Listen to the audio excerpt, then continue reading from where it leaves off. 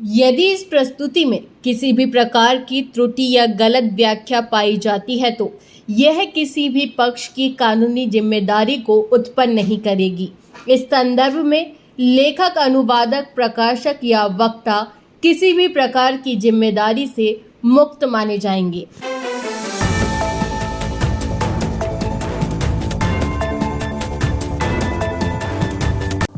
धारा 6(3) की शाब्दिक व्याख्या और राज्य विद्युत आयोग के कर्तव्यों की न्यायिक पुष्टि। दोस्तों, मैं विवेक शुक्ला और आज आपके लिए बेहद महत्वपूर्ण केस बिजली अधिनियम पर केस लेकर के आया हूँ। Municipal corporation of Delhi versus Gagan Narang and ORS and ETC SCR 239 year 2025 volume 1 date of judgment 2 जनवरी 2025। बिजली अधिनियम की धारा 6(3) की व्याख्या पर सुप्रीम कोर्ट का महत्वपूर्ण फैसला।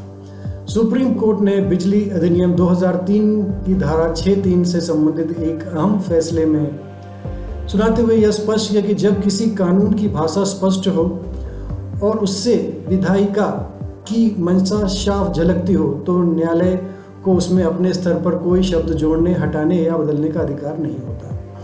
न्यायालय ने कहा कि यदि अधिनियम की सामान्य और सीधी भाषा किसी प्रकार की अस्पष्टता, अनर्थकारी परिणाम उत्पन्न कर रही हो तो उसकी शाब्दिक व्याख्या की अपनाई जानी चाहिए। अदालत ने यह भी कहा कि न्यायिक व्याख्या के माध्यम से अधिनियम की मूल भावना से छेड़छाड़ करना पूरी तरह से अनुचित है।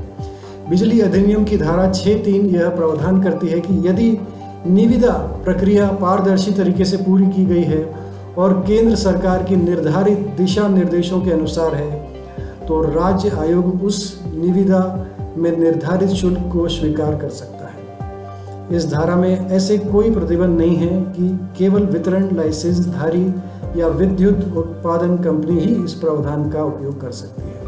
इस मामले में अपीलीय न्यायाधिकरण ने यह कहते हुए अपीलकर्ता की याचिका को खारिज कर दी थी कि वह न तो डिस्काम है और न ही जनरेटर, इसलिए वह धारा 6(3) के अंतर्गत निविदा शुल्क की स्वीकृति के लिए आवेदन नहीं कर सकता। लेकिन सुप्रीम कोर्ट ने इस निर्णय को खारिज करते हुए कहा कि अपीलीय न्यायाधिकरण ने धारा 6(3) की अलग थलग और अत्यधिक तकनीकी व्याख्या की है जो कि विधायिका की मंशा के विरुद्ध है। न्यायालय ने यह भी दोहराया कि धारा 6(3) को धारा 8(6) उपधारा A खंड ख के साथ पढ़ा जाना चाहिए जो कि राज्य विद्युत आयोग को यह अधिकार देती है कि वह टैरिफ संबंधी मामलों को नियंत्रित करे और सार्वजनिक हित में संतुलन बनाए रखे।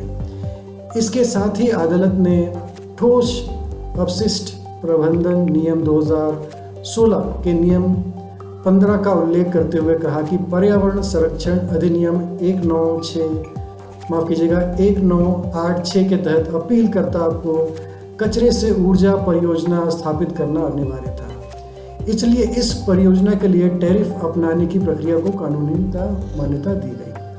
अंत में न्यायालय ने यह भी कहा कि ऐसे मामलों में पर्यावरण हित और जनहित को प्राथमिकता दी जानी चाहिए, खासकर तब जब परियोजना दिल्ली जैसे महानगर में कचरे के प्रबंधन और ऊर्जा उत्पादन दोनों को साथ लेकर चलती है। इस प्रकार दिल्ली विद्युत नियामक आयोग द्वारा पारित आदेश को सुप्रीम कोर्ट ने वैध करार देते हुए उसकी पुष्टि की। इस मामले में भविष्यगत प्रभाव यानी future implication of this case धारा 6(3) की व्यापक व्याख्या स्थापित हुई। सुप्रीम कोर्ट ने इस निर्णय में यह स्पष्ट हो गया कि बिजली अधिनियम 2003 की धारा 6(3) केवल डिस्ट्रीब्यूशन लाइसेंसी या जनरेटिंग कंपनी तक सीमित नहीं है। अब कोई भी वैधानिक संस्था यदि वह पारदर्शिता निविदा प्रक्रिया अपनाकर टैरिफ निर्धारण करती है तो वह आयोग के समक्ष उसकी स्वीकृति हेतु आवेदन कर सकती है। राज्य विद्युत आयोग की शक्तियों की पुष्टि। धारा 8(6) 1 और B में राज्य आयोग को दिए गए अधिकारों की पुष्टि हुई और इस निर्णय से यह स्थापित हुआ कि राज्य आयोग न केवल टैरिफ को विनियमित करने के लिए अधिकार रखते हैं बल्कि उपयुक्त प्रक्रिया अपनाए जाने पर उसका अनुमोदन भी कर सकते हैं, भले ही प्रस्तावक कोई गैर पारंपरिक संस्था हो। नवीनीकरण ऊर्जा परियोजना को प्रोत्साहन।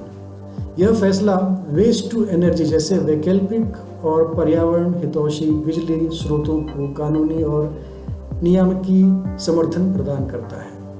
अब नगर निकाय जैसे संस्थान भी ठोस अपशिष्ट प्रबंध नियम 2016 के नियम 15 के तहत बाध्य होने के साथ साथ टैरिफ निर्धारण में सक्रिय भूमिका निभा सकेंगे। न्यायिक व्याख्या की सीमाएं स्पष्ट हुई। सुप्रीम कोर्ट ने यह स्पष्ट कर दिया कि जब कोई कानून स्पष्ट शब्दों में लिखा हो तो न्यायपालिका द्वारा उसमें शब्द जोड़ना या बदलना अनुचित है।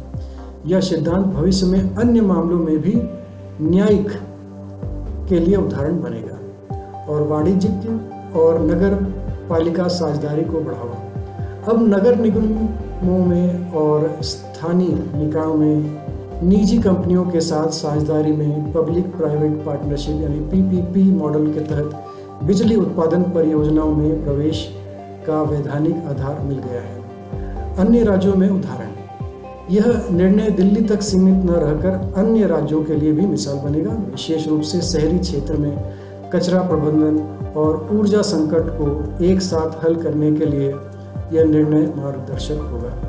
उपभोक्ता हितों का संरक्षण, निर्णय में इस बात पर बल दिया गया कि टैरिफ स्वीकृति प्रक्रिया पारदर्शी होनी चाहिए और यह देखा जाना चाहिए कि उपभोक्ता और उत्पादक दोनों के हितों का संतुलन बना रहे। इससे टैरिफ निर्धारण में उपभोक्ता हितों की प्राथमिकता सुनिश्चित होगी। अब पर्यावरण संरक्षण अधिनियम की शक्ति की पुष्टि, यह निर्णय पर्यावरण यानी संरक्षण अधिनियम 1986 के तहत बनाए गए नियमों की वैधानिक शक्ति को भी पुष्टि करता है, जिससे पर्यावरणीय नीतियों को और बल मिलेगा। तो निष्कर्ष, यह फैसला टैरिफ निर्धारण, स्वायत्त संस्थाओं की भूमिका, नवीकरणीय ऊर्जा और न्यायिक व्याख्या के क्षेत्र में एक दूरगामी प्रभाव डालने वाला निर्णय है, जो कि भावी नीतिगत और कानूनी विमर्शों को दिशा तय करेगा। अब समय है कि हम सब की कानून को सिर्फ किताबों तक ही सीमित न रखें, बल्कि उसकी चेतना को अपने अधिकारों और जिम्मेदारियों में भी उतारें। ऐसे ही और दिलचस्प और ज्ञानवर्धक कानूनी विश्लेषणों के लिए हमारे चैनल को लाइक करें, सब्सक्राइब करें, और क्योंकि यहाँ कानून सिर्फ किताबों में नहीं, जिंदगी में भी बोलता है। नमस्कार। यह न्यायिक निर्णय का विवरण सर्वोत्तम प्रयासों के तहत हिंदी भाषा में प्रस्तुत किया गया है, ताकि कानूनी मामलों की जानकारी आम जनता तक सरल और सुलभ रूप में पहुंचाई जा सके। हालांकि इस अनुवाद या प्रस्तुति में किसी भी प्रकार की त्रुटि, गलत व्याख्या, विसंगति या चूक की संभावना हो सकती है। यह सामग्री केवल शैक्षिक और सूचनात्मक उद्देश्यों के लिए प्रदान की गई है और इसे किसी भी विधिक परामर्श या आधिकारिक दस्तावेज के रूप में नहीं लिया जाना चाहिए। कृपया किसी भी कानूनी निर्णय या कार्यवाही से पहले किसी योग्य अधिवक्ता या विधिक विशेषज्ञ से परामर्श करें।